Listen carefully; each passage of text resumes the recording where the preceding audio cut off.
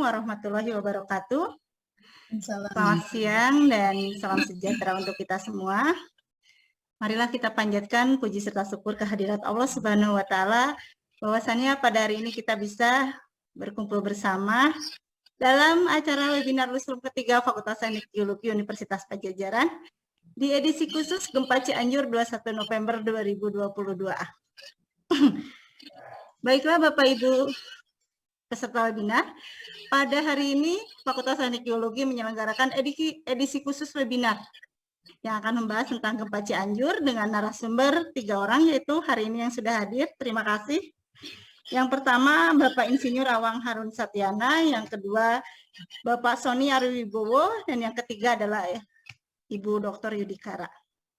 Dan acara webinar akan dipimpin oleh Bapak Dr. Insinyur Jufriadi Zakaria. Kepada Pak Juf, sudah hadir Pak Juf?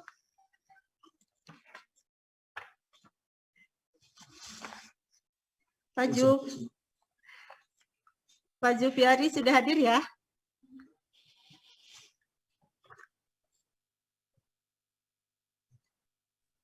Masih di off tuh Pak Jul, mic-nya. Pak Juf, boleh dinyalakan mic-nya?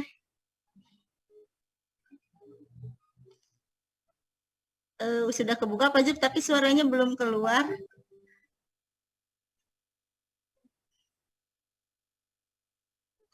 Pak Juf, suaranya belum keluar ya?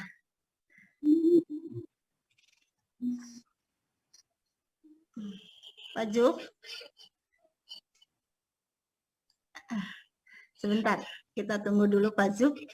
Jadi pada webinar Lusrum edisi khusus ini ada 3 pembicara. Yang pertama adalah Bapak Awang Harun Satyana dengan judul tema Kontrol Tektonik Atas Kegempaan Jawa Barat dan Geologi Gempa Cianjur 21 November 2022. Dan yang kedua adalah Bapak Sony Aribowo STMT PhD dengan judul Patahan Aktif di Busur Jawa Bagian Barat. Apakah ada hubungannya dengan Gempa Cianjur 21 November 2022? Dan yang ketiga adalah Ibu Dr. Yudikara STMSI dengan judul Apa yang perlu disiapkan oleh masyarakat jika Gempa Cianjur memicu gempa dari sesar Lembang.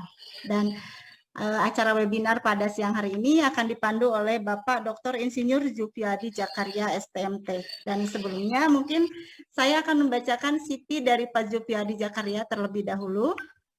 Nama lengkap beliau adalah Bapak Jufriadi Zakaria yang menyelesaikan program S1-nya di Departemen Geologi Fakultas Teknik Matematika MIPA Universitas Padjadjaran tahun 88, kemudian menyelesaikan program S2-nya di ITB dengan Master Degree Geological Engineering, dan yang ketiga beliau menyelesaikan program doktoralnya di Fakultas Teknik Geologi Universitas Padjadjaran tahun 2015, dan saat ini beliau tercatat sebagai dosen tetap di Fakultas Teknik Geologi Universitas Padjadjaran dengan expertise di bidang engineering geologi, geotechnical, environmental geologi, geological mapping, dan terrain analysis.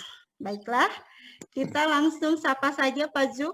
Sudah bisa terhubung? Oh, sudah kedengaran suara saya? Ya, sudah terdengar. Baiklah, acara akan saya serahkan ke Pak Jufriadi Zakaria. Kami silahkan. Oke. Terima kasih Bu Lina. Selamat siang para hadirin. Mohon maaf. Saya masih di Pati Ukur nih. Barangkali ada suara-suara yang ramai kedengaran banyak orang di sini. Cukup jernih Pak. Oke, terima kasih. Ya. Ya, hari ini kita akan mengadakan webinar khusus mengenai gempa Cianjur yang terjadi 21 November yang lalu. Kebetulan di sini ada Pak Awang Harun, kemudian ada Pak Sony dan Bu Yudi nanti akan memberikan materinya. Dan untuk yang pertama, Pak Awang Harun ini adalah alumni kita juga, alumni Geologi Unpad. Itu temannya Pak Nur Derajat dan Pak Ismawan. Sudah siap, barangkali kita serahkan saja ke Pak Awang. Silakan Pak Awang, kita mulai saja. Baik. Assalamualaikum warahmatullahi wabarakatuh. Selamat siang kawan-kawan semua. Maaf di sini saya di Bogor nih lagi hujan besar sekali. Jadi mungkin saya harus agak berteriak ya. Kalau misalnya suara saya agak keras, harap dimaklumi. Sudah cukup jelas Pak Awang. Sudah cukup jelas ya. Oke. Saya share materi dulu ya. Silakan.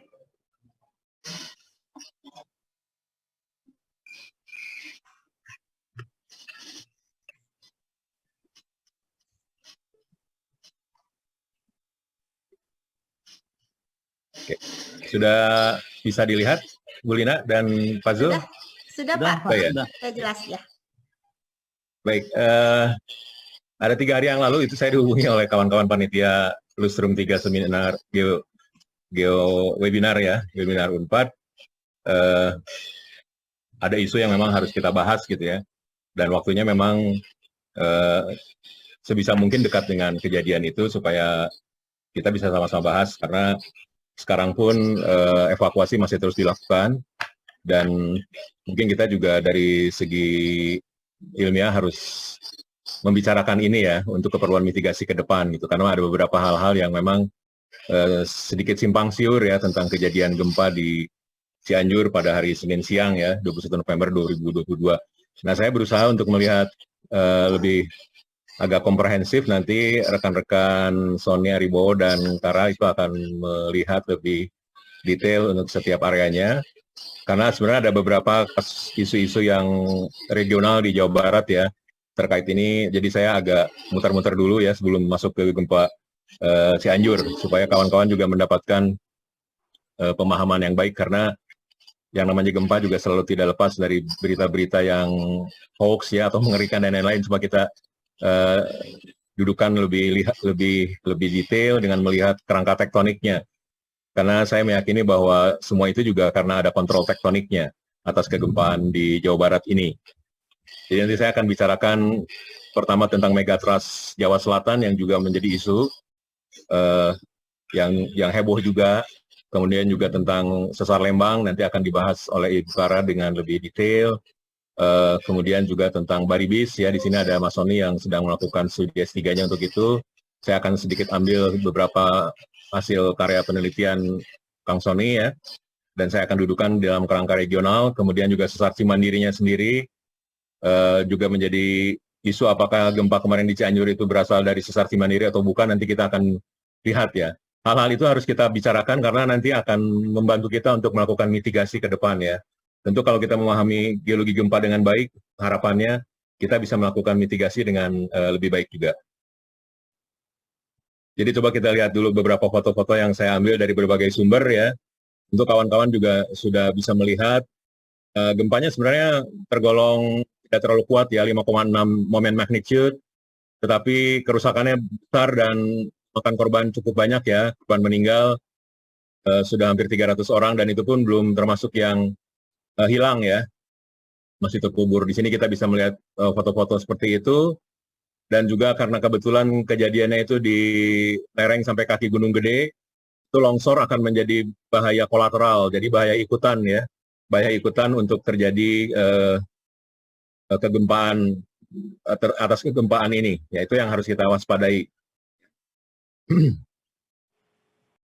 Baik, Unpad juga di samping mengadakan webinar ini secara ilmiah juga berinisiatif untuk melakukan bantuan kemanusiaan ya melalui posko kemanusiaan yang didirikan oleh Unpad secara keseluruhan sebagai universitas. Kemudian juga di sini nampak kawan-kawan berjaket orange itu adalah para mahasiswa geologi ya, dan juga mungkin para seniornya yang menjadi relawan ya untuk membantu korban bencana.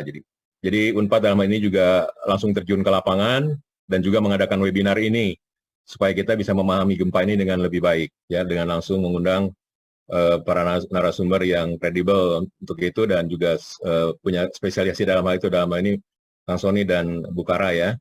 Saya sih hanya mengantar saja.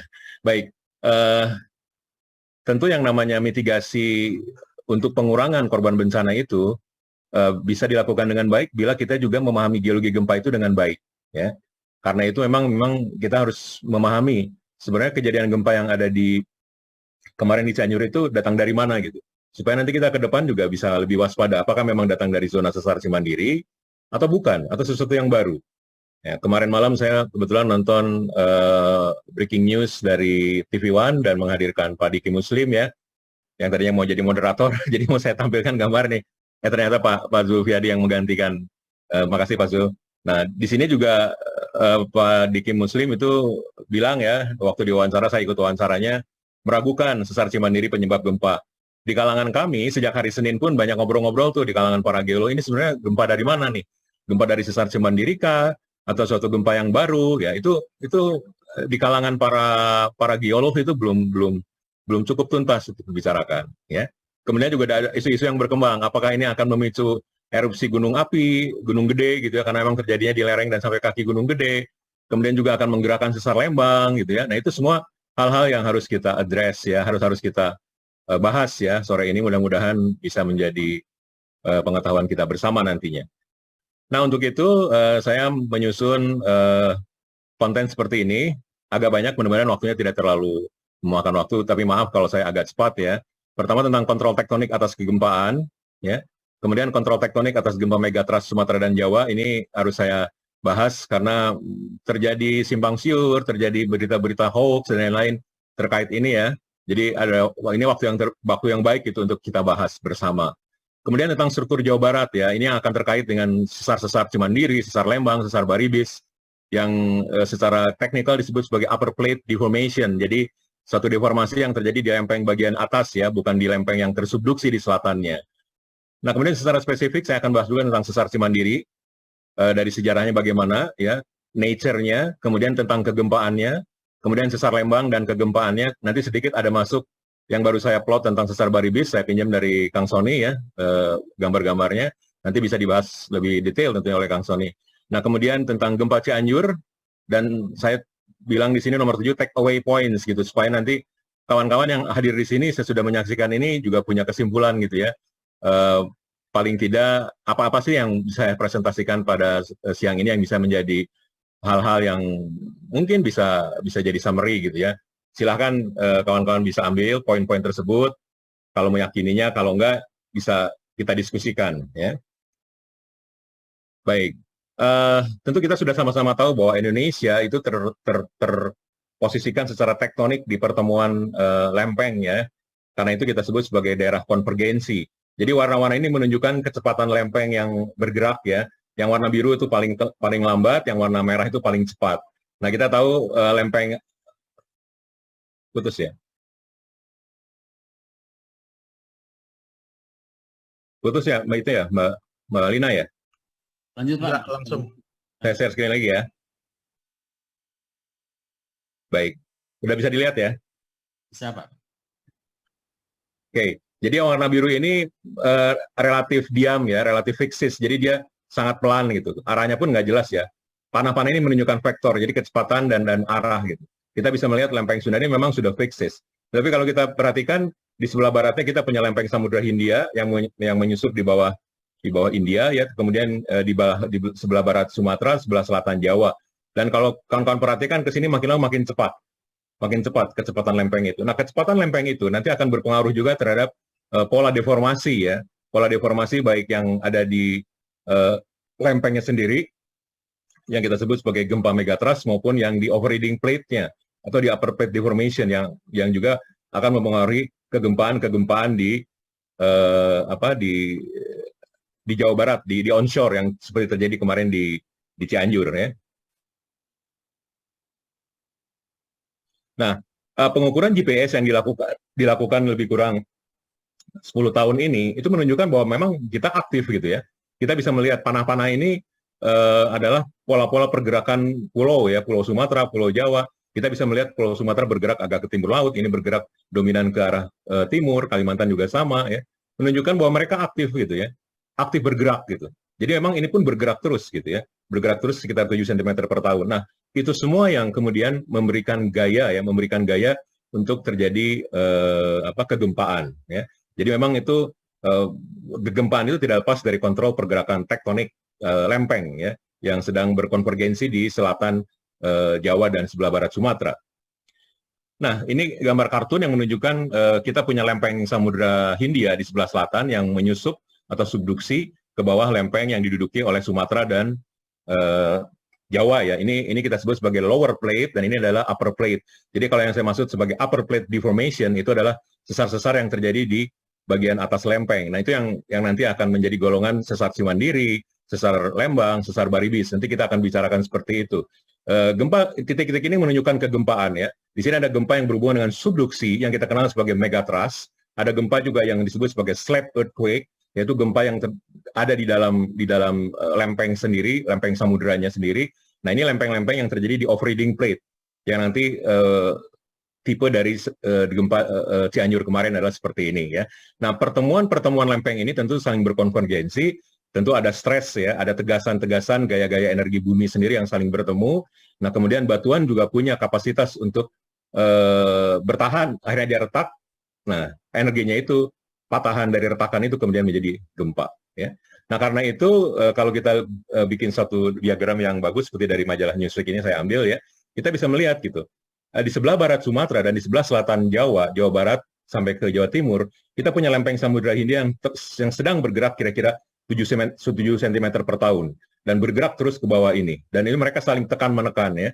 Nah suatu waktu ini batuan-batuan di sini akan pecah ya, retak, dan ini kawan-kawan sudah bisa melihat yang di lingkaran ini adalah zona-zona rusaknya atau rupture zone-nya yang sudah terjadi di Sumatera ya. Di sini pun tentu ada kalau kita bisa plot ya.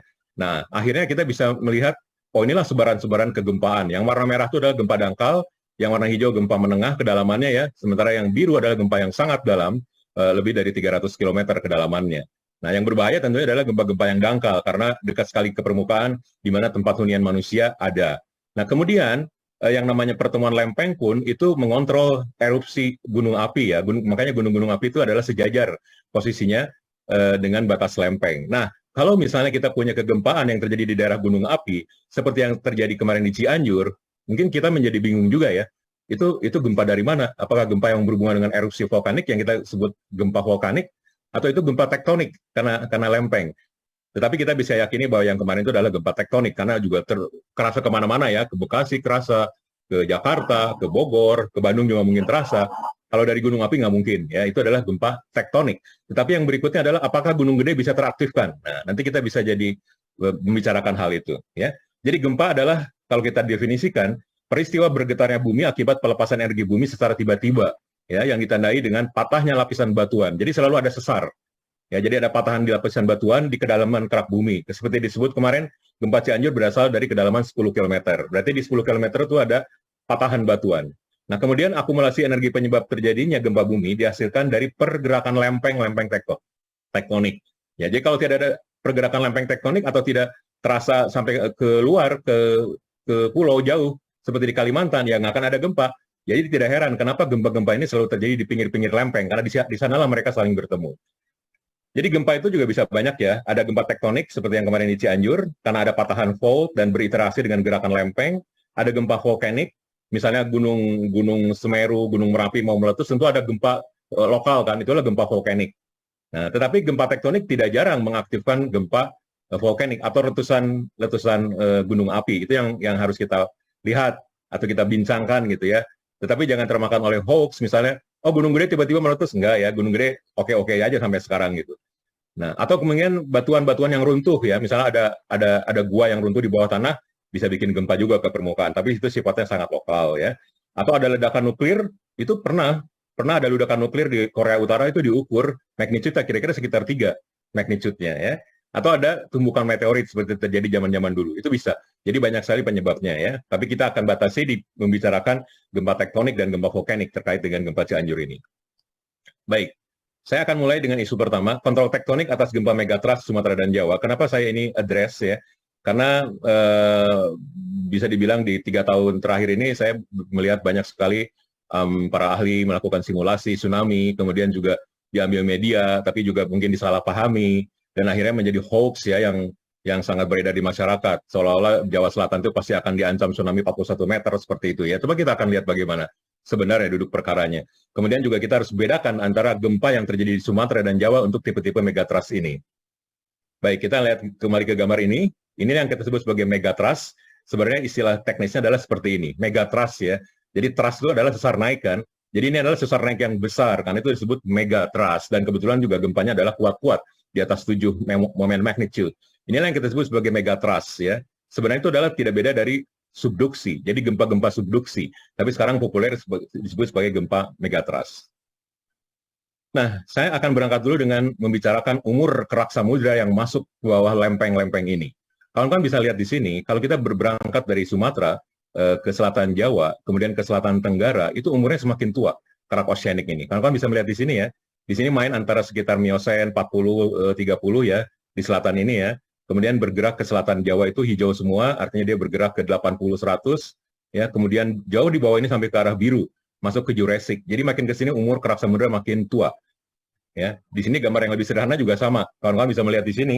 Bahkan ini yang langsung ke kemarin waktu terjadi gempa Nias dan lain-lain itu sangat muda umurnya ya.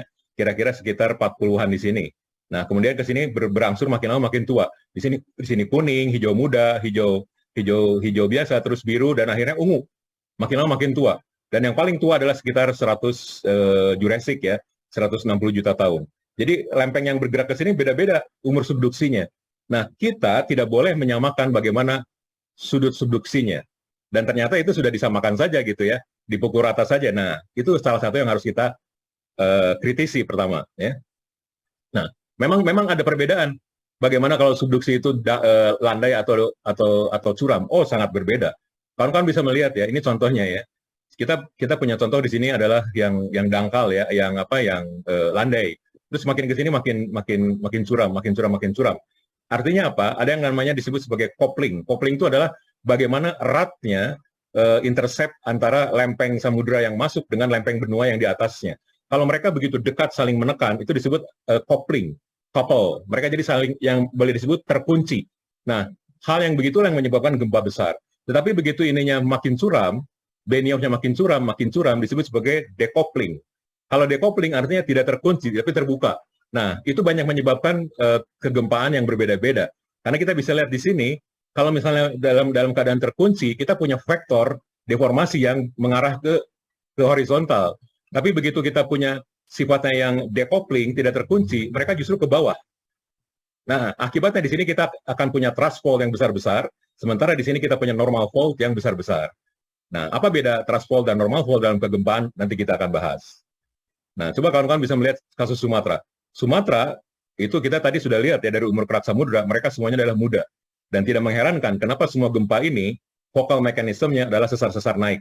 Thrust, karena mereka menekan dengan kuat Pulau Sumatera. Jadi tidak heran kegempaannya rata-rata di atas 7 semua. Di atas 7, 8, bahkan yang terbesar adalah 9,2 momen magnitude ya di utara Simeulue. Coba kalau kita berangkat ke Jawa. Di Jawa hampir semuanya normal fault. Ya, focal mekanismenya normal fault. Kenapa? Karena di sini lempengnya tua. Ya, jadi ini lebih banyak juga dipengaruhi oleh tarikan gravitasi, tarikan gravity dari mantle sendiri. Karena mantle pun naik. Mantle pun melakukan yang namanya slab pull. Jadi si slab itu ditarik ke bawah mantle, sehingga di sini tidak menekan Pulau Jawa dengan kuat. Kalau tidak menekan Pulau Jawa dengan kuat, artinya apa? Tentu kita akan berkurang gaya untuk menyebabkan kegempaan baik di megatrust, apalagi kegempaan yang ada di upper plate deformation. Karena kegempaan yang ada di upper plate deformation itu, satu-satunya gaya datangnya tetap dari sini. Kalau di sini tidak menekan dengan kuat Pulau Jawa, tidak seperti di Pulau Sumatera, ini akan lebih lari ke sebelah selatan, ke sebelah bawahnya ini gitu. Karena itu tidak heran di sininya semua focal mekanisme sesar normal. Ya. Dan itu juga menunjukkan kenapa di sini tidak ada gempa lebih besar dari 8 momen magnitude. Tidak seperti di barat Sumatera. Ya. Nah, kawan-kawan bisa lihat ini yang sudah terjadi ya. Yang sudah terjadi di sini bisa dilihat nih. 7,3, 8,7, 8,5. Terus ini yang di Andaman ya, di Simeulue ya 9,2. Besar-besar 9,0, 7,8. Di sini yang terakhir 8,5. Coba lihat yang di selatan Jawa. 7,7, 7,8. Ini yang paling besar. Tidak ada yang 8 plus. Dan belum ada yang mencapai 8. Mungkin jadi pertanyaan, oh belum tercapai saja, ya bisa saja seperti itu. Tapi itu saya bilang spekulasi namanya, ya karena kita harus berpegang kepada data. Ada juga geolog yang bilang, oh belum nyampe siklusnya, karena siklusnya 300 tahun. Ya kita juga itu bukan data, kan itu menurut saya itu masih spekulasi. Tetapi data yang kita pegang di sini 7,7 dan di sini 7,8. Dan saya bisa memahami kenapa seperti itu, karena di sini lebih normal slip semuanya, sehingga gempa-gempa yang di megatrust tidak menekan dengan kuat, baik sistem Forak di selatan Jawa maupun Pulau Jawanya sendiri. Nah, tetapi Pusgen, ya Pusat Gempa Nasional itu tetap menghitung gempa-gempa yang ada di sini di selatan Jawa itu sama saja dengan yang ada di Sumatera. Di sini dibilang 8,8, 8,9, bahkan di sini 9,0 gitu ya, 8,9, 8,7, besar-besar semua. Tetapi menurut hemat saya itu susah akan terjadi karena di sini terjadinya kebanyakan yang terjadi adalah decoupling, bukan coupling seperti yang ada di sebelah barat Sumatera. Kalau di sininya sudah melemah, ya Jawa juga tidak akan tertekan lebih dengan kuat.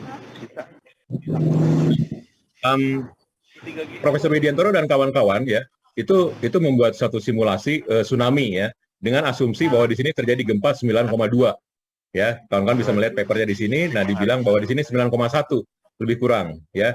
Jadi dari 8,8 sampai 9,1. Simulasi boleh saja ya karena simulasi itu memang harus yang paling terburuk pun dilakukan gitu ya. Nah, tetapi sebenarnya kenyataannya kita tidak pernah punya gempa lebih dari 8,0 ya di selatan Jawa. Ya, jadi simulasi pun harus kita mainkan dengan hati-hati. Tetapi ini kalau sampai ke media, ini seolah-olah ini sudah akan terjadi gitu. Padahal ini hasil simulasi dengan menggunakan parameter terburuk untuk kegempaan yang sebenarnya sulit untuk terjadi di selatan Pulau Jawa secara geologi.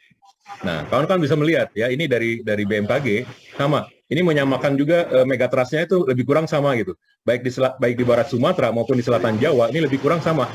Ya, tetapi kalau kita perhatikan ini umurnya saja beda-beda gitu. Umurnya saja beda-beda dan akhirnya kita bisa tahu gitu. Di sini pun sudah jelas ya. Coba kawan-kawan bisa melihat morfologi ini. Ini morfologi yang namanya forearc basin di sini. Ini jauh lebih dangkal di sini. Jauh lebih dangkal. Sementara di sini lebih dalam, lebih biru ya. Makin dalam ke sini. Kenapa seperti itu? Karena di sini terjadi tensional. Di sini terjadi tensional, sementara di sini terjadi kompresi. Sehingga ini mendangkalkan forearc. Kenapa terjadi forearc mendangkal? Karena tektonik di sini menekan dengan kuat. Ya, menekan dengan kuat, akibatnya gempa pun besar-besar. Sementara di sini, slab-nya atau si oceanic plate-nya jatuh turun lebih berat ke arah mantle, karena dia berasal datang dari yang lebih tua. Semakin tua umur slab atau umur oceanic plate, dia akan semakin beniohnya semakin curam. Dan akibatnya apa? Tidak akan menekan pulau ini dengan kuat. Nah, kawan-kawan juga bisa lihat di sini ya. Di sini dalam, sampai forearc-nya sampai 3,5 km, sementara di sini hanya 1,8 km. Itu wajar sekali. Di sini pun palungnya dalam, di sini lebih dangkal. 5,2 km, 6 km, di sini 7,5 km. Karena di sini lebih banyak yang terjadi ditarik slab pull yang terjadi, sementara di sini slab compression yang terjadi. Jadi Pulau Sumatera tertekan lebih kuat, sementara Pulau Jawa tidak tertekan lebih kuat. Artinya, secara kegempaan ini adalah proses couple yang terjadi, couple, sementara ini lebih ke decoupling. Memang kita tidak bisa mengontrolnya dengan lebih baik karena di sini kan bisa didudukan GPS nih, ya GPS bisa dilakukan sehingga kita bisa tahu oh ini memang benar-benar couple. Dan saya juga meyakini bahwa masih akan ada gempa-gempa di atas 8 plus yang akan terjadi di sini. Di sini kita tidak bisa menaruh GPS sehingga kita tidak jelas sebenarnya ini tertekan atau dia lepas, couple atau decouple. Ya, tetapi beberapa peneliti meyakini bahwa ini tidak couple. Nah, itu saja sudah berbeda para ahli kan. Yang tadi di simulasi itu dibilangnya couple, di sini tidak couple. Ya, akibatnya apa? Tidak akan ada megatrust gitu. Kalau bahkan di sini dibilang tidak akan megatrust karena tidak ada coupling di sini gitu. Sebenarnya coupling tetap terjadi tapi rilis ya karena lebih ke bawah, karena ini lebih ditarik. Jadi si lempeng-lempeng samudra ini lebih ditarik ke bawah ke mantle dibandingkan menekan Pulau Jawa. Kira-kira lebih kurang seperti itu gambarannya ya. Nah, akibatnya kawan-kawan bisa melihat nih, ini didaftarkan ini dari kawan saya Pak Daryono dari BMKG. Tidak ada satupun gempa yang melebihi 8,0 di sini ya 8,0. Bahkan gempa-gempa yang dulu pun kita baru bisa mengukur kegempaan itu mulai dari tahun 1900 karena seismograf ditemukan di tahun 1901 ya. Jadi kegempaan yang sebelum itu kira-kira lebih kurang angka magnitude-nya, bukan data sebenarnya. Tapi ini data-data sebenarnya sesudah 1900. Nah, kawan-kawan bisa dilihat di sini. Tidak ada kegempaan yang memang melebihi 8 di selatan Jawa. Dan kalau kita statistikkan, ini ada statistik yang bagus ya dari Sensil 2016. Kawan-kawan bisa melihat untuk Jawa yang di atas 6,5 pun jarang gitu. Ya, apalagi yang di atas 7, di atas 7,5, di atas 8 hampir nggak ada gitu. Ya, hampir nggak ada. Tetapi kalau di Sumatera yang warna merah ini, Sumatera tinggi-tinggi semuanya gitu. Jelas dari sini kita harus bedakan antara megatrust Sumatera dan Jawa. Tidak bisa dipukul. Tangkap ya. Sekarang bicara tentang struktur Jawa Barat, upper plate deformation, yang nanti akan saya bicarakan soal sesar Cimandiri, sesar Lembang, dan sesar Baribis sedikit ya. Intinya adalah memang ini posisi tertekan Ya, kita bergerak, si lempeng kita bergerak dengan 7 cm per tahun. Jadi Pulau Jawa pun memang sedang tertekan, tapi dengan catatan yang tadi, sebagian gayanya itu dibawa Benioff ke dalam mantle di sini, dan sebagian dioper ke Pulau Jawa. Semua kegempaan yang ada di Jawa, baik yang ada di kemarin di Cianjur, semua datang gayanya dari sini. Jadi kawan-kawan harus melihat bahwa megatrust adalah gaya primernya, sementara gempa-gempa yang di sini adalah gaya sekunder, yaitu gaya-gaya propagasi yang datang dari sini. Ya, jadi kalau kita menaruh sampai ke kegempaan misalnya 8 atau 7 di sini magnitude-nya, ya kita harus pertimbangkan itu kembali, karena itu sebenarnya 8,7 itu kejadiannya di sini. Ya, memang diukur dengan metode bisa 8,7 dengan panjang gempa dan lain-lain, tapi kita harus pertimbangkan hal itu. Baik, jadi yang bisa menjadi sumber gempa di Pulau Jawa itu adalah sesar-sesar di sini yang kita nanti akan bahas beberapa sesarnya, dan juga megatrust yang tadi sudah kita bicarakan. Ya. Nah ini dari Pusgen 2017, katanya ini sedang direvisi lagi. Tentu banyak data-data tambahan, tetapi yang terkenal, yang paling terkenal di Jawa Barat yaitu 3 ini ya, sesar Cimandiri, sesar Lembang, sesar Baribis. Ada lagi di sini sesar Garsela ya, Garut Selatan. Tapi tidak dipot di sini ya. Nah, akan menjadi isu apa sesar Baribis itu akan terus ke Jakarta, karena kawan-kawan pasti tahu isu-isu itu kan. Nanti kita akan bahas sedikit, nanti Kang Sony mungkin bisa bahas lebih detail ya. Baik, nah ini yang saya ambil dari Kang Sony Ariwibowo ya, saya ambil ininya, publikasi baru ya. Jadi memang kita harus ngeplot semua sesar ya, sesar-sesar di upper plate deformation ini. Di sini bisa digambarkan Cimandiri, di sini Baribis, ya Baribisnya di sini baru sampai Bekasi ya, jadi tidak menerus ke Jakarta. Ini nanti kita lihat gambar detailingnya. Nah ini adalah GPS yang menunjukkan seperti yang tadi, memang Jawa sedang bergerak ke arah timur laut ya. Nah ini adalah kegempaan epicentrum yang sudah terjadi.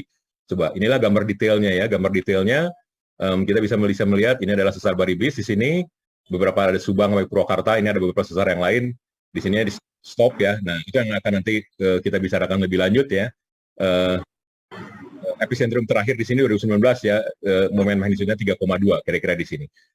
Di publikasi yang lain di Pak Widiantoro, tapi saya nggak plot di sini, diteruskan ke arah sini, kemudian disimulasi bahwa Jakarta bisa dikorak-koranakan dengan gempa 7-8. Ya menakutkan, tetapi kita harus lihat, detailkan. Apakah memang ada sesar Baribis terus sampai ke sana? Itu nanti kita akan bicarakan dalam diskusi. Ya. Baik, ini yang lain, ini saya dapatkan dari Pak Benyamin Sapii dari ITB ya. Inilah semua sesar-sesar. Semua sesar-sesar yang ada di Pulau Jawa, baik sesar-sesar yang dari seismik ya, di basement structure yang warna merah-merah ini di plot, maupun sesar-sesar yang nampak di permukaan. Nampak di permukaan tentu menunjukkan gejala-gejala di permukaan ya. Ini adalah kelompok sesar Baribis, ini sesar Lembang, ini sesar Cimandiri, ini sesar Baribis juga sampai ke sini saja, tidak terus sampai ke Jakarta. Kemudian ini sesar Lembang, ini sesar Cirata ya. Itu akan menjadi dasar kita untuk melokalisir bagaimana mitigasi kegempaan di daerah sini. Yang kemarin terjadi adalah kira-kira di sekitar Gunung Gede di sini ya. Nanti kita akan bahas lebih detail. Nah, coba sekarang inilah satu peta SRTM ya, peta satelit digabung dengan DEM dan lain-lain menunjukkan Rona. Nah, di sini masih bisa kita lihat. Kawan-kawan ingin melihat sesar Baribis bagaimana di permukaan ini. Di sini ada fold-nya. Ini fold semua berhubungan dengan Baribis. Jelas kan sampai ke sini kan? Di sini kan nggak ada. Ke selatan Jakarta nggak ada. Memang kita harus bermain dengan subsurface di sini. Tetapi yang jelas tidak ada sesar Baribis kalau hanya dari permukaan saja terus ke selatan Jakarta gitu ya. Di sini kita bisa melihat di sininya sampai ke arah sini saja, si fold-nya saja. Sesar Lembang jelas kelihatan. Di sini kita punya sesar Lembang di sini yang lurus ini, dan sesar Cimandiri ini rupture zone-nya cukup kuat sampai ke arah sini. Terus juga menjadi isu apakah sesar Cimandiri bergabung langsung menjadi satu. Nanti mungkin bisa dibahas oleh Bu Kara ya. Tapi nanti kita akan bahas, tidak sesederhana itu. Jadi artinya kalau misalnya ada kegempaan di sini, ini bintang ini adalah gempa yang kemarin di Cianjur, apakah akan menggerakkan sesar Lembang? Tidak semudah itu. Ya bahkan sebenarnya kegempaan di sesar Cimandiri pun terbagi-bagi atas segmen.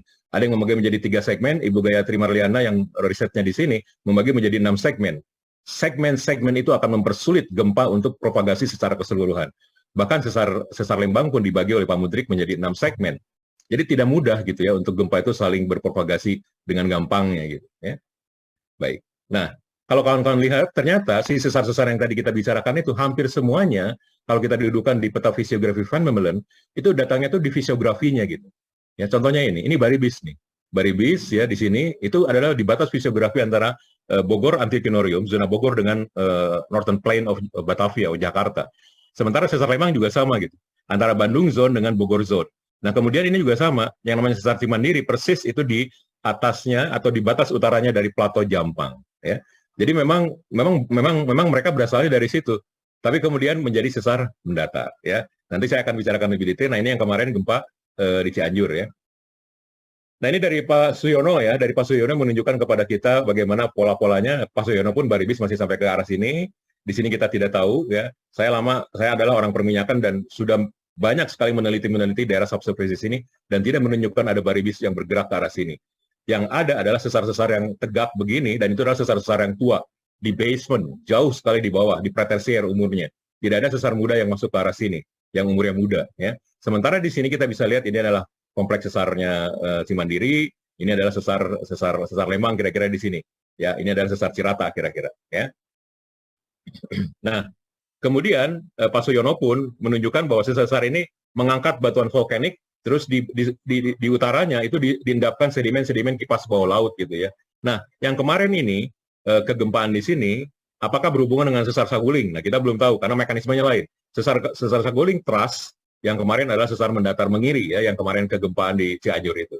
Tetapi ini menunjukkan bahwa kita punya thrust yang bermigrasi ke arah utara, akhirnya Baribis sampai di sini gitu. Baribis sampai di sini dan ini mengendapkan sedimen-sedimen kipas bawah laut. Dan kita bisa lihat ini umurnya, ini sampai umur kira-kira Miosen, ini adalah sangat muda ya, Pleistocene. Dan ini benar-benar inverted satu-satu gitu. Di sini pun digambarkan tidak menerus, walaupun zona fisiografinya menerus sampai ke arah selatan Jakarta. Nah, gempa itu, si sesar-sesar ini kemudian menjadi tempat untuk gempa bersarang ya, yang kemarin ada di sini. Kita tidak tahu itu sesarnya dari mana, nanti kita akan bicarakan di terakhir. Tapi semua kegempaan ini, rata-rata itu sekitar di bawah 4 semua ya. Kemarin ada yang lebih gede 5,6. Nah, tetapi semua gayanya itu datang dari selatan, ya. Punya stres karena proses subduksi. Baik, sekarang saya akan bicara tentang sesar Cimandiri dan kegempaannya, ya. Apakah Cimandiri terkait dengan yang kemarin, nanti kita akan bahas di sini. Sesar Cimandiri. Publikasi yang paling tua tentang Cimandiri itu berasal dari Panekuk di Van Memelen ya. Panekuk menggambarnya ini adalah sebagai gawir. Ya, ini gawir. Gawir yang ada di utara Plato Jampang. Kawan-kawan bisa melihat di sini escarpment of Jampang Plateau. Tentu kita tahu yang namanya gawir itu rata-rata berhubungan dengan sesar normal ya. Nah, di sini pun digambarkan oleh Van Memelen ya. Ini semua Jampang series, Jampang Plateau, jadi ini adalah ujung utaranya. Nah, di utaranya kita bisa ada bikin section yang banyak ini, dan ini digambarkan di sini. Ya, ini Cimandiri Fall, ini Cimandiri River, Lembah Cimandiri, Lembah Cimandiri, Lembah Cimandiri. Jadi secara fisiografis memang mereka merupakan batas utara dari Plateau Jampang, ya, yang turun secara sesar normal, gitu ya. Jadi zaman dulu itu dianggapnya sebagai sesar normal. Nah, kemudian di sini ada penelitian dari Paul Baumann ya, orang ngebigas. Di sini sudah mulai dibagi nih. Kawan-kawan bisa melihat di sini bahwa selama late Oligocene to early Miocene, kita di sini punya beberapa arah-arah struktural yang arahnya barat timur ya, barat timur. Pertama Sukabumi High, ya Sukabumi High yang ini. Terus kedua merupakan Cibadak Pelabuhan Ratu Low yang warna putih ini. Terus yang ketiga adalah Cimandiri Zone. Nah ini Cimandiri Zone. Cimandiri Zone merupakan batas utara dari Jampang Segmen atau Jampang Plateau. Nah kawan-kawan masih bisa melihat di sini ya. Ini semua adalah gravity gradient dan juga merupakan gawir. Jadi di sini masih berhubungan dengan sesar normal. Ya. Di sini bisa dilihat arahnya, inilah Cimandiri Zone, ya, dan ini adalah Sungai Cimandiri. Jadi ini merupakan Plato Jampang yang isinya merupakan Oligocene Volcanic Arc, ya. Terus ini merupakan Cibadak Pelabuhan Ratu. Nah, batasnya itu adalah sesar normal. Jadi Cimandiri Zone pada waktu itu adalah sesar normal, karena dia membatasi suatu zona fisiografi. Nah, adalah Pak Darji ya, Pak Darji Nurari dari ITB yang di risetnya S3-nya di sana di bagian barat Jawa Barat ini. Yang pertama melakukan penelitian bahwa sesar Mandiri adalah sesar sinistral, ya, yaitu sesar sinistral seperti begini, dan ini cukup detail penelitiannya karena menggunakan berbagai data struktural, ya. Di sini disebutkan bahwa walaupun dia sesar mendatar mengiri, di sini punya komponen-komponen ada juga yang dextral, ada yang normal fault-nya, ada yang reverse fault-nya. Tapi ini majornya adalah sesar sinistral, sisi Mandiri itu, ya. Nah kemudian penelitian dari Malot dan Kemal ya dari Prancis ya meneruskan Cimandiri Fault sebagai sinistral ini sampai ke arah Pelabuhan Ratu ya, Pelabuhan Ratu Bay ini, dan disebut sebagai Pelabuhan Ratu Fault Zone. Nah kemudian bertemu dengan ujung kulon dan ini sangat mendekati dengan prisma akresi. Inilah yang berbahaya ya, karena ini merupakan daerah yang aktif ya. Ini stres kita ada di sini. Vektor yang namanya 7 cm per tahun itu menekan ini. Nah tentu gayanya bisa sangat diambil oleh sesar Pelabuhan Ratu yang kemudian menerus ke Cimandiri. Jadi boleh dibilang sebenarnya Cimandiri Fault itu lebih berbahaya daripada Lembang Fault atau mungkin juga Baribis Fault karena dia jauh lebih ke utara ya. Cimandiri Fault mungkin bisa dibilang lebih berbahaya untuk itu karena dia langsung punya conduit ya untuk membawa gaya-gaya dari sini masuk ke sini dan masuk ke daratan ya. Nah, penelitian dari Bu Gayatri Maryani dari UGM melakukan riset di sini tahun 2016, PhD risetnya ada di sini ya. Di sini mengeplot ini kawan-kawan perhatikan ini arah northnya dimiringkan. Jadi ini supaya tegak gambarnya ya. Inilah sesar Cimandiri gitu. Dan penelitiannya berdasarkan morfometrik, pengukuran dan diplot beberapa kegempa-gempaan yang pernah terjadi. Penelitiannya detail dan akhirnya menemukan membagi si sesar-sesar Cimandiri ini berdasarkan pola sungai, pola geomorfologinya menjadi 6 segmen. Kalau penelitian di Pusgen itu 3 segmen, tapi penelitian yang detail itu bisa membaginya menjadi segmen. Nah, perhatikan segmen-segmen ini tidak menerus gitu. Nah, keberadaan segmen-segmen ini sebenarnya baik untuk suatu sesar yang besar karena bisa sangat mengurangi energi gempa. Karena untuk bergerak dari sini ke sini itu bukan sesuatu yang mudah gitu ya untuk gaya itu. Karena ini patah-patah gitu, berbeda. Apalagi di sininya kadang-kadang juga ada suatu tinggian gitu ya. Tapi sama juga lebih kurang ini arahnya adalah sesar sinistral tapi punya reverse fault komponen yang kuat menurut Ibu Gayatri ya. Nah, kawan-kawan bisa lihat di sini ya. Menjadi beberapa segmen. Ini arah sebenarnya sesar Cimandirinya. Kemudian di sini ada transpiration. Jadi ini sesar mendatar tapi menekan di sini transtension. Tapi di sini sendiri sebenarnya punya komponen reverse yang kuat. Itu menurut penelitian dari Bu Gayatri ya. Sama juga ini yang penelitian Padarji ya terus diteruskan oleh Bu Gayatri di sini. Nah, kawan-kawan bisa melihat posisi si gempa kemarin di Cianjur. Ya. Itu agak keluar dari zone ini. Karena zone ini kira-kira di sini ini lebih kurang sekitar 10 sampai 12 km posisi ini. Jadi di utaranya di sebelah tengaranya Gunung Gede ya. Nah, kawan-kawan juga bisa lihat di sini. Walaupun ini sinistral left lateral fault, dia juga punya yang right lateral, punya juga yang normal fault dan punya thrust. Itu biasa. Yang namanya strike slip itu memang selalu kompleks ya, punya berbagai komponen normal dan compression-nya. Nah, ini penelitian dari Supartoyo, Pak Supartoyo juga melakukan riset PhD-nya di sana di sesar Cimandiri deh, dan sudah membuat zone. Inilah Cimandiri zone seperti begini. Ya, Cimandiri zone kira-kira kalau kita ukur sekitar 8 km ya. Ini yang utamanya ya, di sini kita bisa mendapatkan banyak sesar-sesar yang sifatnya sintetiknya ya. Terus di sini kita juga punya beberapa NS-Salon dari ininya, tapi kejadiannya ada di sini. Nah, kemarin yang gempa di Cianjur kira-kira di sini epicentrumnya. Jadi sudah keluar dari sistem sesar Cimandiri ya. Baik, sekarang kita bahas sesar Lembang, nanti akan dibahas lebih detail lagi oleh Bu Yudikara ya. Sesar Lembang dan kegempaannya. Nah, kita bisa melihat di sini ini adalah Kota Bandung ya. Kalau kita berangkat di sini nanjak, nah di sini ada kelurusan yang sangat jelas ya. Inilah sesar Lembang. Di utaranya kita punya Gunung Tangkuban Perahu yang merupakan anak gunung dari gunung yang lebih tua, yaitu Gunung Sunda. Di sini juga di peta Landsat juga jelas sekali ya kelurusan ini ya. Inilah sesar Lembang yang sekarang diteliti lebih detail oleh Pak Mudrik ya. Pak Mudrik S3-nya di Lembang Fault ini panjangnya kira-kira 29 km dibagi kira-kira menjadi 6 segmen. Dan ini menggeser beberapa sungai-sungai besar termasuk Sungai Cikapundung ya. Nah, di peta geologi pun kelihatan ya. Di peta geologi inilah sesar Lembang. Tapi kalau kan bisa melihat ini sebenarnya gawir. Ya, makin ke timurnya itu gawir besar dan di sini kita punya gunung-gunung ya, punya gunung-gunung. Nah, sehingga tidak heran Van Memelen sejak awal menganggap bahwa sesar Lembang itu merupakan suatu escarpment collapse karena pembentukan kaldera Sunda.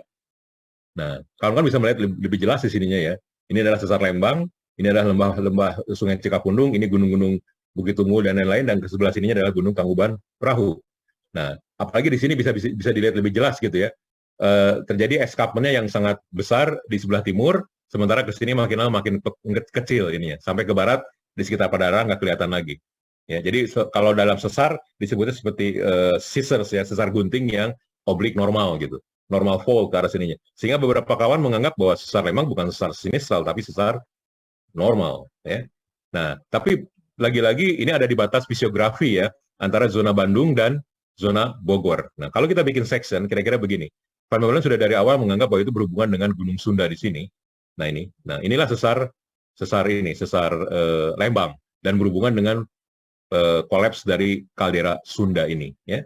Nah, prosesnya seperti ini. Jadi pada saat gunung-gunung ini terlalu besar, akhirnya gunung itu begitu besar, runtuh. Ya, itulah di situ terjadi kaldera Sunda dan inilah gunung yang pertama. Nah, inilah sesar Lembang. Jadi sesar Lembang dia untuk mengakomodasi pembentukan kaldera Sunda. Jadi memang umurnya sangat muda dibandingkan dengan umur yang tadi sesar Cimandiri. Ini kira-kira sekitar umur 120.000 tahun. Jadi di Pleistocene atas umurnya ya dibandingkan Oligocene di sesar Cimandiri. Baribis lebih tua lagi dari sesar Lembang. Ya, nah ini penelitian dari Mudrik Daryono ya menjadi beberapa sektor ya atau segmen 1, 2, 3, 4, 5, 6 ya menjadi 6 dan itu arahnya macam-macam.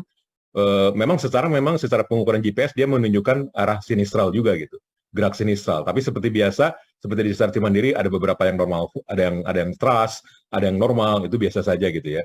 Nah, tentu kegempaan itu tidak bisa dihitung untuk panjang 29 km ini karena dia terbagi-bagi atas segmen. Kalau ada gempa di sini, belum tentu dia bisa terus ke arah sini.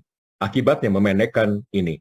Kalau dihitung secara umum, kita biasa para seismolog menggunakan metode yang namanya Wells-Coppersmith ya. Ini panjang 29 km, kalau kita ditarik langsung ini akan jatuh sekitar 6,8. Jadi tidak heran bisa suka dibilang sesar Lembang itu bisa memicu gempa 7 magnitude. Tetapi lagi-lagi menurut pandangan saya tidak semudah itu. Pertama, kita punya bengkokan-bengkokan seperti ini. Kedua, dia adalah menerima energi sekunder dari selatan Jawa. Dan itu pun sudah jauh ke arah utara. Ya, jadi tidak heran kegempaan yang terukur sekarang biasanya itu hanya di bawah momen magnitude 3. Gitu. Dan 29 km pun tidak mungkin rupture semua. Kalau terjadi satu di sini, belum tentu dia dengan mudah gampang pergi ke segmen yang lain. Ya. Nah, dalam sesar mendatar kita biasa punya muja sepanjang ini. Apalagi segmennya itu lepas-lepas gitu. Jadi duplex. Ya, atau step over si sesar-sesarnya. Nah, pergerakan dari satu gaya di sini ke gaya yang lain itu nggak mudah gitu.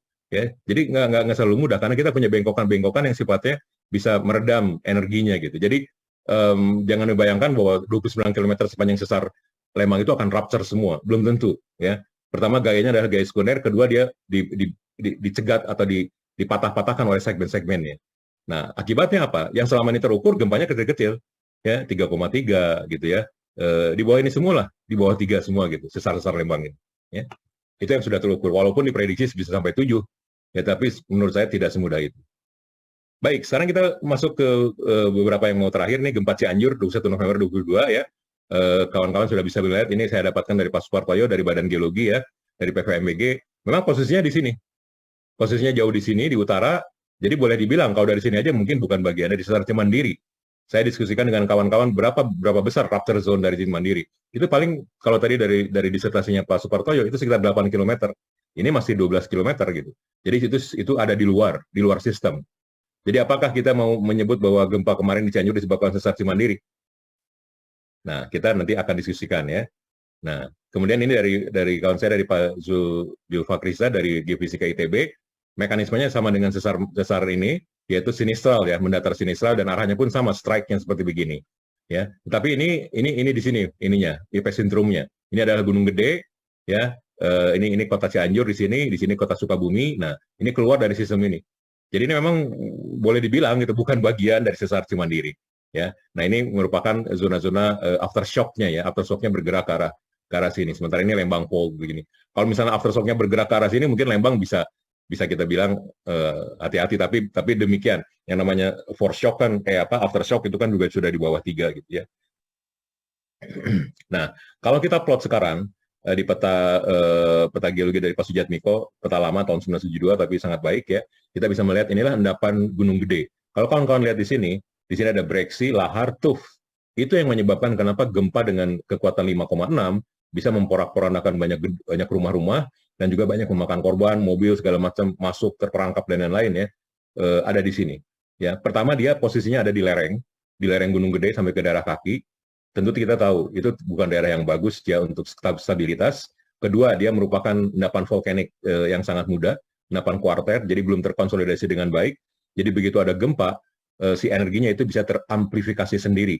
Itu kasus yang baik sekali kita pelajari di Jogja, gempa Bantul 2006 ya. Di sebelah baratnya dia dibatasi oleh tinggian Kulon Progo, di timurnya oleh tinggian Wonosari. Sementara cekungan Jogjanya itu diisi oleh endapan volkanik dari Merapi. Akibatnya apa? Dengan kekuatan gempa 6,2 waktu itu sangat sangat teramplifikasi di dalam saja terus-menerus. Nah, akibatnya apa? Korbannya bisa sampai 6.000 orang kan waktu itu. Ya. Nah, di sini juga besar ya untuk sampai 300 orang. Dan ini posisinya juga ada di lereng. Ada collateral hazard yaitu longsor. Nah, itu yang harus kita waspadai terjadi di sini. Jadi tidak heran kenapa begitu. Dan juga ramanya rumah-rumah kampung seperti juga kebanyakan rumah kita tidak dibangun dengan engineering earthquake ya tentunya ya. Nah, itu yang menyebabkan kenapa banyak korban terjadi di Cianjur. Nah, ini data terakhir yang saya ambil sampai 2000 jam 17 kemarin ya, jam sore kemarin. Kita melihat ada retakan-retakan di sini ya, retakan-retakan tanah. Di sini juga kita bisa melihat kegempaan yang banyak. Ini juga retak-retak semua, rusak semua ya rumah-rumahnya ya. Dan besar ya, ini mencapai sampai 15 kecamatan, 97 desa ya.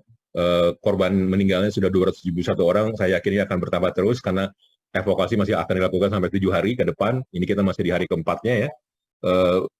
Rumah banyak sekali, puluhan ribu rumah rusak ya. Kemudian juga masih 40 orang ya, 40 orang dalam pencarian sampai sore kemarin. Jadi kita masih mungkin akan bertambah sampai di atas 300 orang korbannya ya. Kita bisa melihat di video ini juga jalan pecah-pecah semua, belah-belah ya, karena ini di lereng, didorong juga oleh gerakan tanah, oleh longsor dan lain-lain. Ya, itulah collateral hazard ya. Nah, kalau kita plot kembali ke sini, inilah gempa Cianjur gitu. Itu memang keluar dari sistem rupture zone-nya ya, dari rupture zone yang paling maksimum untuk di sesar Cimandiri. Tadi kita punya lihat ya, kira-kira rupture zone-nya hanya di sini saja, sekitar 8 km gitu. Jadi ini masih jauh. Jadi boleh kita bilang dia bukan sesar Cimandiri.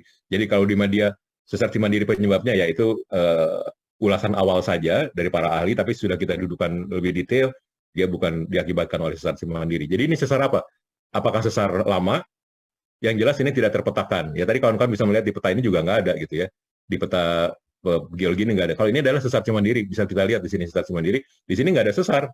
Semua adalah tutupan vulkanik. Itu bisa berarti dua.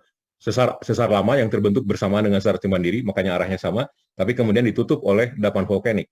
Atau sesar baru sama sekali yang dibentuk kemarin, ya, oleh gempa itu. Nah, itu juga memberikan pelajaran baru buat kita gitu. Jadi sesar-sesar di daratan itu tidak harus reaktivasi sesar lama, tapi bisa saja sesar yang baru terbentuk. Baik, tetapi kita pun harus hati-hati. Jadi kita jangan selalu mengeplot titik epicentrum langsung, oh ini di luar sesar gitu. Dalam kondisi sesar naik seperti begini, misalnya kedalaman hiposentrum 10 km, ini di sini, sesarnya di sini gitu. Jadi seolah-olah ini bukan datang dari sesar ini. Kalau dipetakan begitu kan jadinya kan.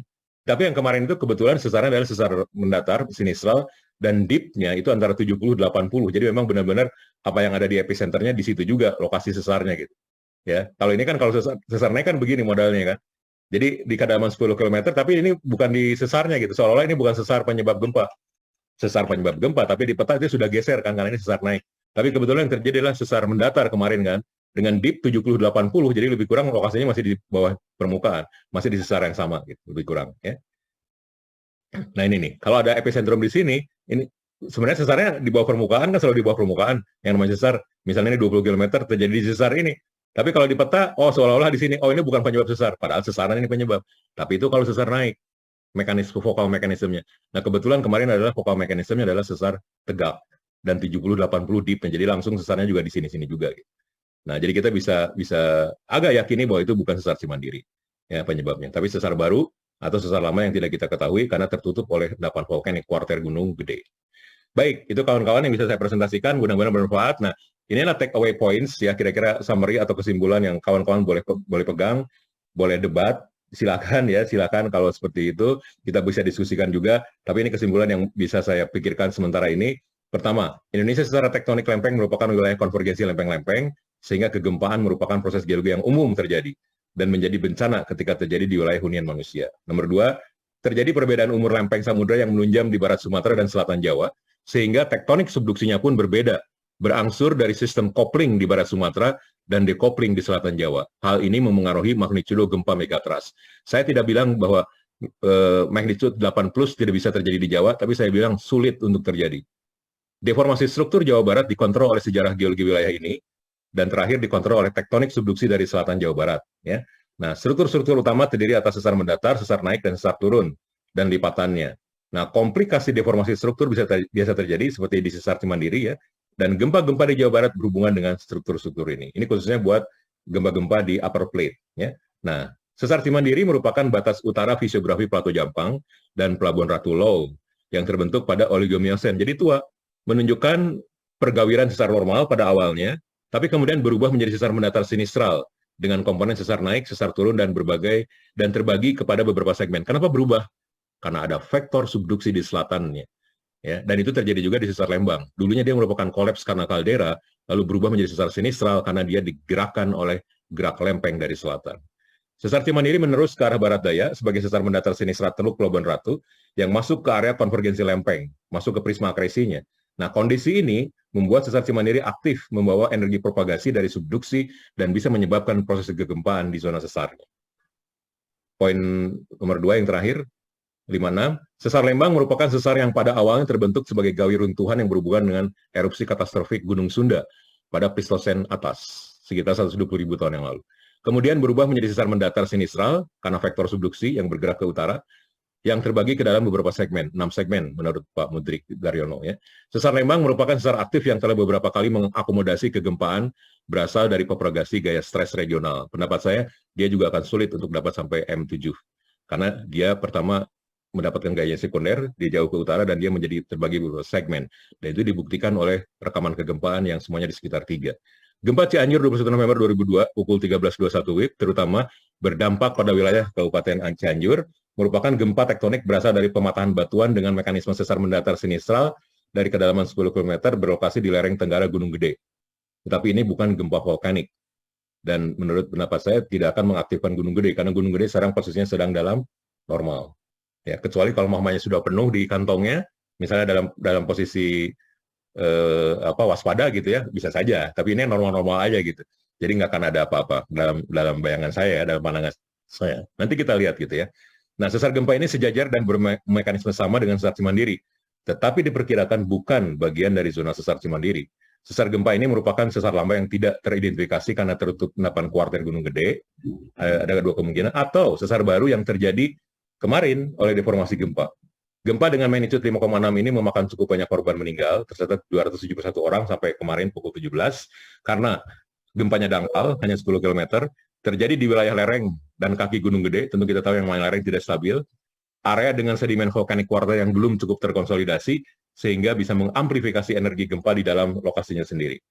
Dan seperti kita kebanyakan rumah saya juga sama ya, konstruksi rumah gedung yang tidak tahan gempa. Baik kawan-kawan, mudah-mudahan bermanfaat apa yang saya sampaikan, dan kita prihatin ya dengan gempa ini, kita juga harus menolong sesama kita. Baik, saya kembalikan ke Pak Zul. Terima kasih. Terima kasih Pak Awang. Barangkali kita bisa buka diskusi. Kalau ada yang bertanya silakan. Bertanya Pak Jo. Silakan langsung saja ya, silakan.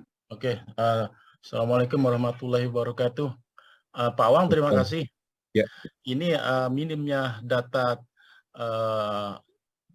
patahan yang terdapat di daerah Cianjur tersebut, yang karena tebalnya tertutup oleh vulkanik, itu saya menyarankan bagaimana kalau kita mengadakan pembuatan gravity model, mungkin dengan model-model vertical derivation yang beberapa kali ataupun horizontal derivation beberapa kali, kita akan bisa ngelihat lineament daripada yang aneh yang belum kita deteksi di dalam permukaan. Tapi tetap kita berpegang adanya lineament Cimandiri yang ada, dengan kalau kita membuat model dengan gravity tersebut, diharapkan lineament yang baru yang tidak kelihatan di peta geologi permukaan itu akan bisa membantu lineament baru. Terima kasih Pak Awang. Ya, Pak Adison, setuju sekali Pak. Memang kalau dari geologi memang iya Pak, kesulitan ya. Dan tidak hanya di Gunung Gede, kan kita banyak sekali gunung-gunung api di Pulau Jawa Pak ya. Itu menjadi pelajaran justru ya. Ada sesar-sesar yang mungkin tertutup, yang tidak bisa terpetakan dari awal, yang memang tidak bisa ya. Geofisika lah yang maju gitu ya. Geofisika misalnya bisa dengan gravity, dengan magnetotelurik Pak ya. Ada cara-cara lain gitu. Sehingga nanti kita bisa melihat kemungkinan lineament. Setuju Pak, dan itu mungkin harus mulai dipikirkan juga gitu oleh kawan-kawan dari Badan Geologi ya, untuk pengambilan data misalnya dari PVMBG, bekerja sama dengan PSG ya, karena mereka sudah biasa tuh melakukan gravity ya, microgravity ataupun gravity yang biasa atau sampai ke magnetotelurik pun sudah bisa dilakukan. Supaya nanti kita bisa lebih pahami, Pak. Karena secara tektonik mungkin saja, Pak. Karena gunung-gunung ini kan pendatang baru, Pak. Jadi seperti sesar-sesar Cimandiri, atau nanti kita bisa bagi-bagi, Pak ya. Kita pelajari dulu elemen-elemen struktur di Pulau Jawa, karena kan kalau semuanya di microgravity kan repot juga gitu. Jadi kita bisa pilih satu-satu. Tapi itu suatu metode yang baik. Terima kasih, Pak. Terima kasih Pak Awang. Terima kasih Pak Edison. Ini ada yang bertanya lagi nih, Pak Heri Haryono. Silakan Pak Heri. Masih di mute Pak Heri. Tolong dibuka dulu mikrofonnya. Selamat sore Pak Awang, apa kabar? Selamat, Pak. Kabar. Veteran-veteran ini, bukan veteran ya. Ya, saya mungkin sependapat itu tadi, mungkin banyak tadi ada patahan-patahan yang buried fault gitu yang kita tidak ketahui. Itu mungkin menjadi PR kita selanjutnya ya, karena kalau tidak, satu yang saya pertimbangkan itu Jawa itu sudah padat sekali ya. Saya juga sependapat dengan Pak Awang tadi bahwa ini terjadinya di lereng ya Pak Awang ya. Itu lereng Gunung Gede, Pak. Di lereng. Itu agak karena 5,6 itu sebetulnya pengalaman saya ya. Saya di Liwa dulu itu 6,8 yang rupture-nya itu waktu itu sekitar 20 km ya. Di mana itu? Di Liwa ya. Ya, di Liwa. Tampaknya nge-freeze ya Pak. Silakan, Pak. Pak. Ini kan 5,6.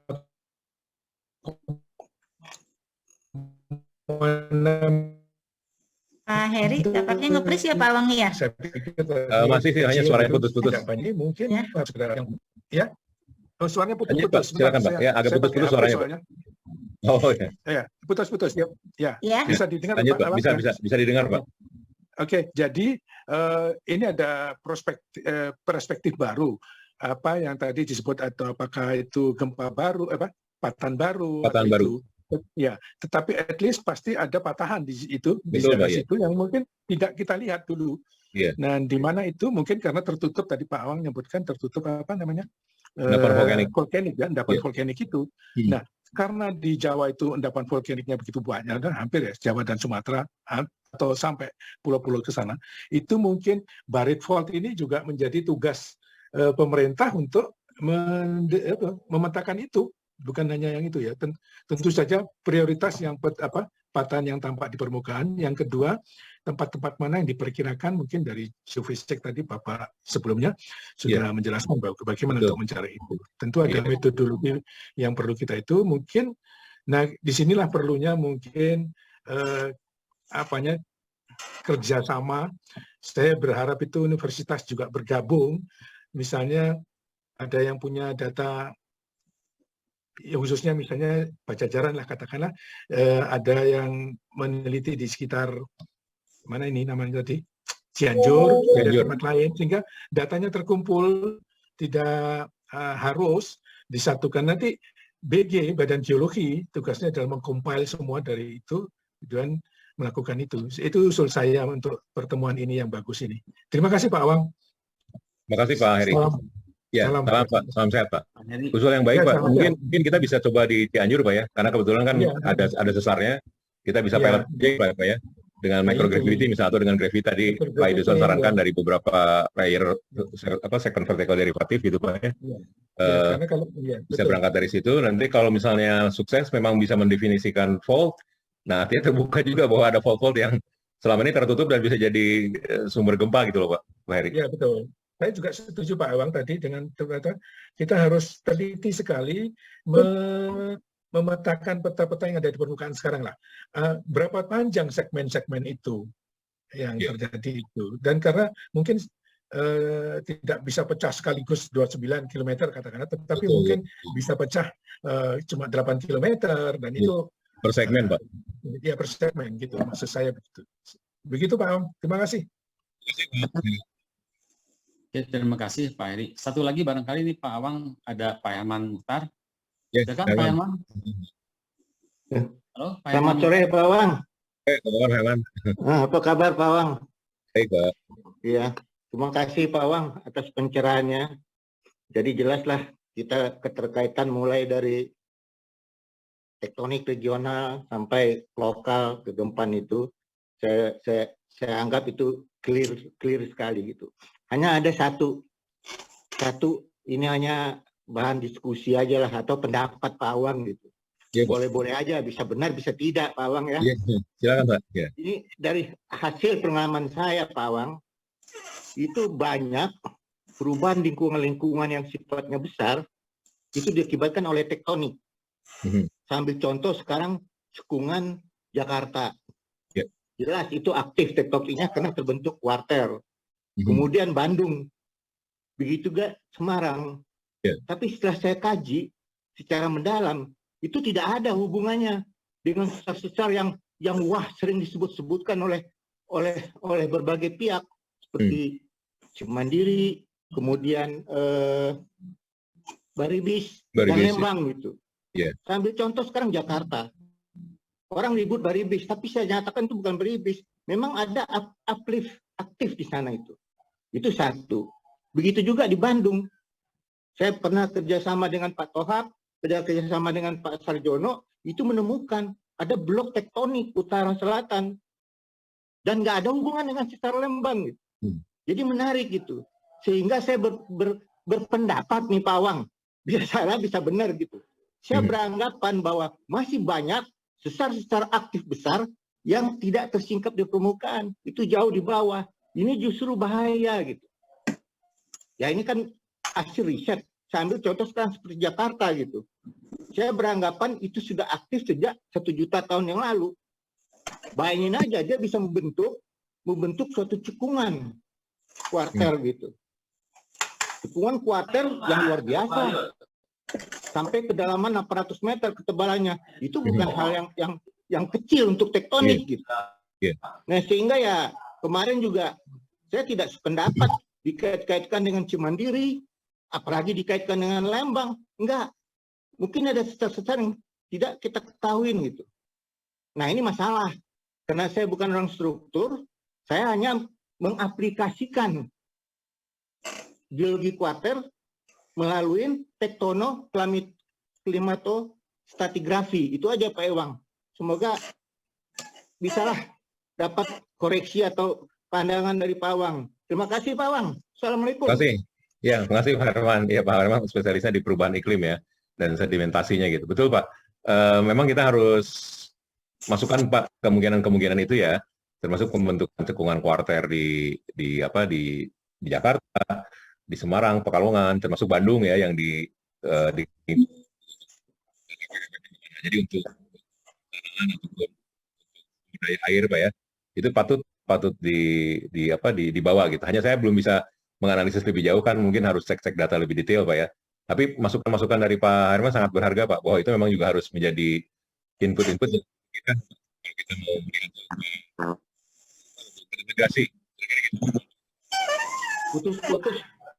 Dengan langsung di data-datanya kita lihat. Hilang, putus-putus.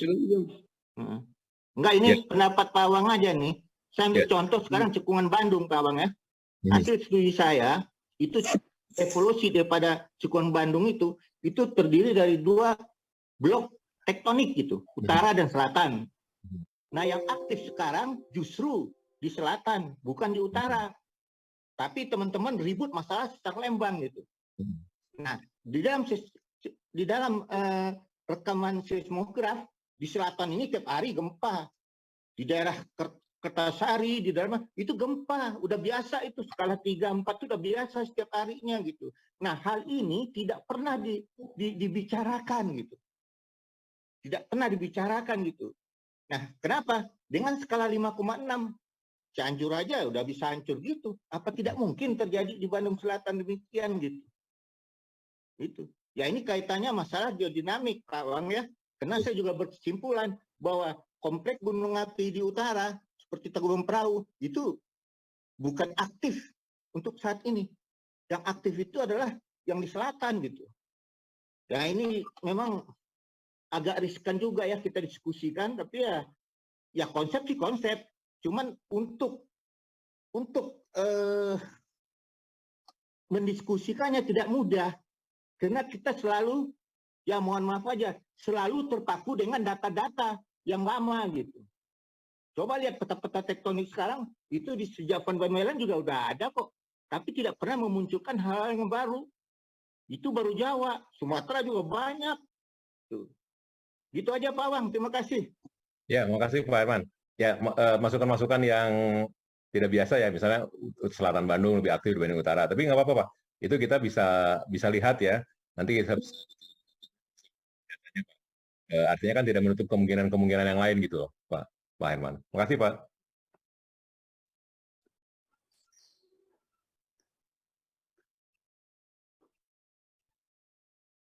Pak Zul, silakan Pak Zul, lanjut. Pak Zul, boleh bertanya satu lagi Pak Zul? Bolehlah satu kali lagi ya, satu lagi. Kita akan lanjut karena waktu. Ya, pendek saja Pak Awang. Saya ingin pendapat Pak Awang saja nih. Ya. Masih sebetulnya Pak Subyadi. Pak Awang, kalau kita lihat tadi pendengaran aftershock, epicenter aftershock, kelihatannya ada kecenderungan untuk membuat dinamis ke arah utara selatan. Betul ya. Kalau kita lihat mekanisme sumber kan juga ada satu bidang nodal yang berarah kurang lebih utara selatan lah. Apakah ini nggak menutup kemungkinan bahwa mungkin sesar yang baru tadi tidak searah dengan arah sesar Semandiri tapi justru utara selatan? Mohon ini aja apa pendapatnya. Terima kasih. Iya. Iya Pak, memang kita harus kan dari beberapa aftershock yang agak gede mungkin kita bisa bikin ininya Pak, vokal mekanismenya ya. Mungkin BMKG bisa lah kita minta datanya gitu. Kan masih ada yang 4 sekitar itu yang aftershock-nya Pak ya. Kalau untuk 3 mungkin masih bisa juga Pak. Nah, baru kita rekonstruksi Pak. Kalau memang yang gempa utamanya memang strike-nya memang seperti itu Pak, sejajar arah Cimandiri ya. Agak barat timur gitu. Tapi sebaran aftershock-nya memang lebih cenderung lebih kuat ke arah utara selatan gitu. Nah, kalau dari sebaran aja Pak, tapi kita harus melihat juga si vokal mekanisme masing-masing Pak untuk si gempa-gempa susulan itu ya. Kalau yang masih 4,5, 5 atau mungkin yang awal-awal sekali kan bisa kita turunkan ininya Pak, si vokal mekanismenya. Nah, dari situ baru bisa kita evaluasi kira-kira kenapa nih bergeraknya ke arah utara selatan atau tidak seperti arah strike yang barat timur sebelumnya Pak. Nah, kalau kita cek data-data lama, memang di situ memang tidak ada elemen utara selatan Pak. Kalau di posisi Cianjur ini ya, yang kebanyakan kalau di Cianjur itu memang posisinya arahnya ada yang seperti Cirata Pak, masih barat timur atau sedikit barat laut tenggara itu sudah mulai ada.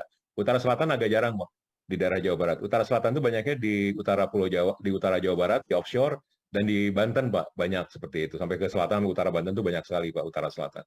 Nah, tapi kita di sini ada utara selatan nih. Apakah dia ngikutin sesar lama di bawahnya? Nah, itu nggak tahu ya. Nah, makanya kita harus buka vokal mekanisme dari setiap aftershock itu, Pak. Kalau yang masih besar kan bisa kita turunkan gitu. Nah, baru kita bisa evaluasi, Pak. Kalau sekarang ini saya juga nggak bisa jawab kenapa ke utara selatan. Tapi yang jelas kira-kira begitu, Pak, cara mengevaluasinya. Terima kasih, Pak. Ya, terima kasih. Terima kasih, Pak Awang. Ya. Terima kasih semuanya, masih banyak pertanyaan barangkali untuk didiskusikan. Tapi berhubung waktu, kita lanjutkan dengan presenter yang kedua, Pak Sony Aribowo. Silakan.